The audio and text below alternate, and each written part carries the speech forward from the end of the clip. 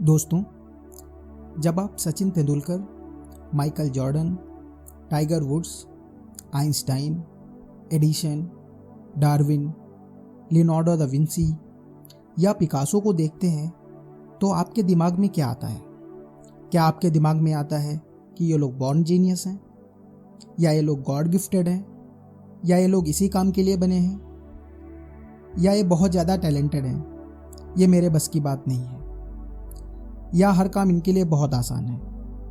या आपके दिमाग में ऐसा आता है कि इन्होंने बहुत हार्ड वर्क किया है, इनमें इस काम को करने का पैशन और जुनून है, इनमें कठिनाइयों से ऊपर उठने की इच्छा शक्ति है और कुछ कर गुजरने का जुनून है। डॉक्टर कैरल ड्वेक, जो कि स्टैनफोर्ड यूनिवर्सिटी की प्रोफेसर है और दुनिया की लीडिंग साइकोलॉजिस्ट हैं, उनकी बुक माइंडसेट के अनुसार कोई भी इंसान किस ऊंचाई पर पहुंचता है यह उसकी मानसिकता यानी कि माइंडसेट पर निर्भर करता है। माइंडसेट दो तरह का होता है, एक तो फिक्स्ड माइंडसेट और दूसरा होता है ग्रोथ माइंडसेट। फिक्स्ड माइंडसेट वाला व्यक्ति यह मानता है कि हमारी क्षमताएं सीमित होती हैं, हम किसी काम में अच्छे होते हैं या अच्छे नहीं होते हैं। क्षमताओं को एक लिमिट से ज़्यादा विकसित नहीं किया जा सकता है। हम जिस काम में अच्छे हैं उस काम में बचपन से अच्छे होते हैं, जिस काम में अच्छे नहीं हैं वह काम हम नहीं कर पाएंगे। जो लोग ये मानते हैं कि हमारी इंटेलिजेंस फिक्स्ड है, वह हमेशा खुद को स्मार्ट दिखाने की कोशिश करते रहते हैं और उनको जब चैलेंज दिया जाता है तो उसको अवॉइड करने की कोशिश करते हैं। उनको लगता है कि अगर मैं इस चैलेंज में फेल हो गया तो लोगों को लगेगा कि मैं स्मार्ट नहीं हूँ और लोग मेरी रिस्पेक्ट नहीं करेंगे। उनके रास्ते में जब कोई रुकावट आती है तो जल्दी ही गिव अप कर देते हैं और दूसरे लोगों को या एक्सटर्नल एनवायरनमेंट को दोष देने लगते हैं। उनके हिसाब से मेहनत करना बेवकूफ़ों का काम है। स्मार्ट पर्सन को एफर्ट की ज़रूरत नहीं होती है। जब कोई उनकी बुराई करता है तो वह बहुत जल्दी नाराज़ हो जाते हैं और उनसे दूरी बनाने लगते हैं। दूसरे लोगों की सफलता से इन लोगों को डर लगता है। उनको लगता है कि अगर दूसरा सफल हो गया तो सारा अटेंशन और रिस्पेक्ट उसको मिलने लगेगा और इनकी कोई रिस्पेक्ट नहीं करेगा।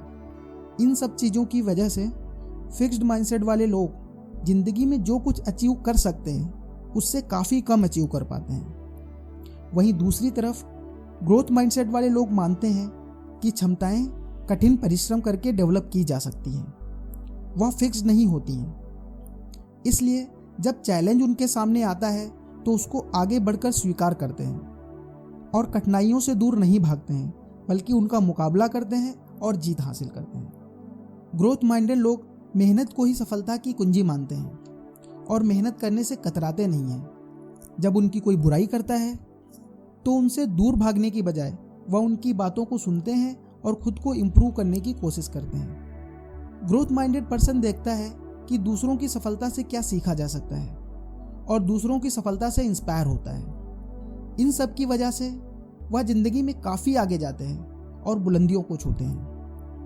कोई भी इंसान फिक्स्ड या ग्रोथ माइंडसेट के साथ पैदा नहीं होता है। यह हम अपने environment, circumstances, parents, friends, teachers और कलीग्स से सीखते हैं। कई बार एक ही इंसान किसी एक सिचुएशन में फिक्स्ड माइंडेड और दूसरी सिचुएशन में ग्रोथ माइंडेड हो सकता है। प्रॉपर ट्रेनिंग से किसी आदमी को ग्रोथ माइंडेड बनाया जा सकता है।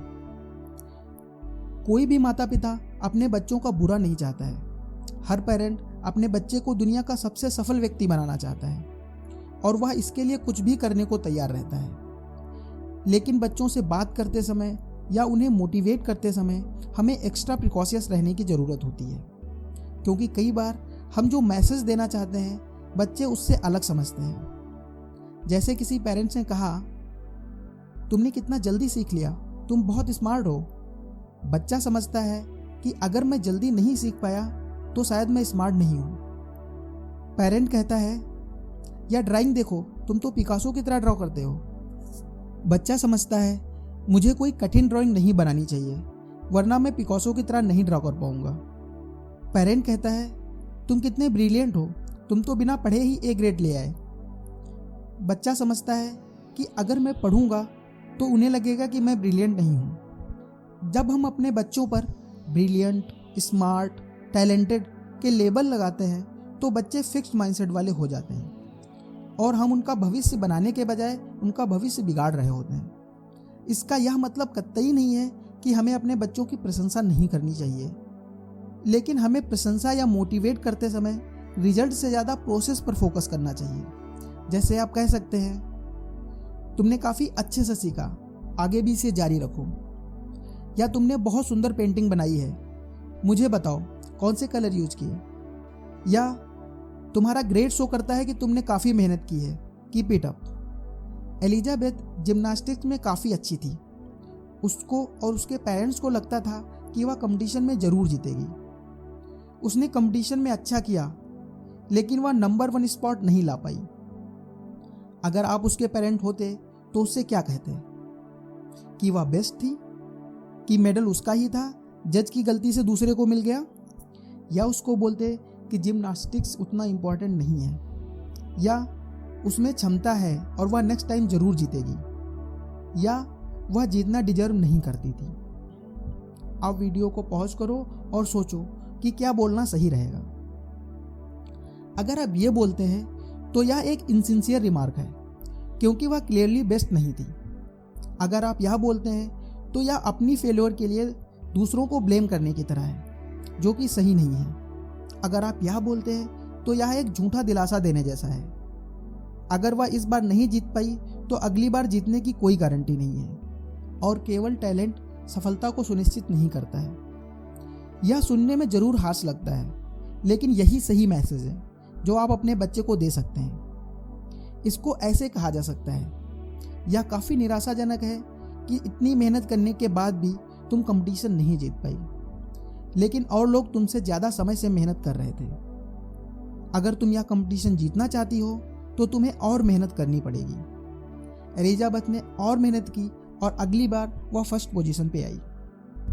जब हम हैप्पी कपल या हैप्पी फैमिली को देखते हैं तो कई बार सोचते हैं कि वह एक दूसरे के लिए ही बने हुए हैं, या वो एक दूसरे के मन की बात जान लेते हैं, या वो लोग हर बात पे एग्री करते हैं या कभी झगड़ा नहीं करते। They lived happily ever after वाला कॉन्सेप्ट सिर्फ फिल्मों में होता है। असल जिंदगी में हमें अच्छी रिलेशनशिप बनाने के लिए कंटिन्यूअस एफर्ट करना पड़ता है। ग्रोथ माइंडेड पर्सन जानता है कि कंटिन्यूअस एफर्ट से अपनी रिलेशनशिप को अच्छा किया जा सकता है। वह यह आशा नहीं करता है कि उसका पार्टनर उसके मन की बात को पढ़ लेगा, बल्कि क्लियर कम्युनिकेशन से अपनी अंडरस्टैंडिंग को अच्छा बनाते हैं। अच्छी रिलेशनशिप के लिए हर बात पे एग्री करना जरूरी नहीं है, बल्कि अपने पार्टनर के पॉइंट ऑफ व्यू को समझने और रिस्पेक्ट करने की ज़रूरत है। जब कोई सेटबैक होता है तो फिक्स्ड माइंडेड पर्सन सिचुएशन को समझने के बजाय एक दूसरे में दोष निकालने लगते हैं। वह बोलते हैं कि तुम तो ऐसे ही हो, तुम तो हमेशा ऐसे ही करते हो, जबकि ग्रोथ माइंडेड पर्सन एक दूसरे को दोष देने के बजाय सिचुएशन को इम्प्रूव करने की कोशिश करते हैं। वह यह जानते हैं कि कोई भी इंसान परफेक्ट नहीं होता है, फिर भी परफेक्ट रिलेशनशिप बनाई जा सकती है। इनरॉन एक बहुत बड़ी कंपनी थी। वह अपनी फील्ड में मार्केट लीडर थी। फिर वह एकदम से क्रैश हो गई। रिसर्च करने पर पता चला कि कंपनी के फेलियर की वजह थी उसका फिक्स्ड माइंडेड वर्क कल्चर। इनरॉन सिर्फ MIT, स्टैनफोर्ड, हार्वर्ड जैसे बड़े बड़े कॉलेज से ही रिक्रूट करती थी। वह सिर्फ ऐसे लोगों को रिक्रूट करती थी जो बहुत हाई डिग्री वाले होते थे और अपने आप को टैलेंटेड और गिफ्टेड समझते थे। वह इन लोगों को काफ़ी पैसा भी देती थी। अच्छे कॉलेज, अच्छी डिग्री और ज़्यादा पैसा देने में कोई बुराई नहीं है, लेकिन कंपनी ने ऐसा वर्क कल्चर डेवलप किया जो इंडिविजुअल टैलेंट को टीम वर्क से ऊपर मानता था। लोग अपनी गलती एक्सेप्ट करने के बजाय झूठ बोलना प्रेफर करने लगे। उनको लगा कि अगर मैं अपनी गलती एक्सेप्ट करूंगा तो लोगों को लगेगा कि मैं टैलेंटेड नहीं हूं। कंपनी बहुत जल्दी डूब गई क्योंकि वह अपने आप को सेल्फ करेक्ट नहीं कर पाई। IBM की हालत कुछ इनरॉन जैसी ही थी और कंपनी डूबने की कगार पर थी। उस समय लू गास्नर कंपनी के नए CEO बने। वह एक ग्रोथ माइंडेड पर्सन थे। उन्होंने सबसे पहले कम्युनिकेशन के सारे चैनल चालू कर दिए। छोटे से छोटा एम्प्लॉय भी CEO के सामने अपनी बात रख सकता था। जो लोग अपने आप को एलीट समझते थे या इंटरनल पॉलिटिक्स करते थे, उन्हें फायर कर दिया गया। इंडिविजुअल परफॉर्मेंस के बजाय ग्रुप परफॉर्मेंस को अवार्ड दिया जाने लगा। इस तरह से कंपनी फिर से नई ऊंचाइयों को छूने लगी और IBM फिर से इंडस्ट्री लीडर बन गई।